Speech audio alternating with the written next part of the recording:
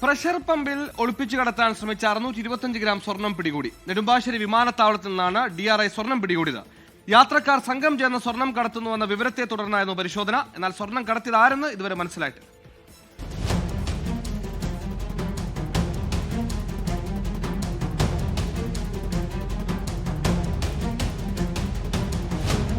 ഇന്ന് രാവിലെയാണ് നെടുമ്പാശ്ശേരി വിമാനത്താവളത്തിൽ 625 ഗ്രാം സ്വർണം DRI പിടികൂടിയത്.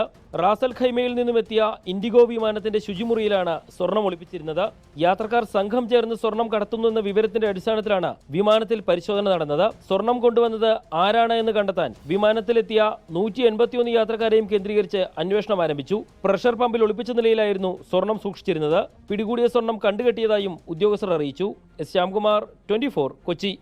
ലോകത്തെവിടെയായാലും ഏത് സമയത്തും 24 വാർത്തകളും ഓഗ്മെന്റഡ് റിയാലിറ്റി പാക്കേജുകളും എക്സ്പ്ലെയിനറുകളും വിശദമായി കാണാൻ ഞങ്ങളുടെ യൂട്യൂബ് ചാനൽ നിങ്ങൾക്ക് സബ്സ്ക്രൈബ് ചെയ്യാം.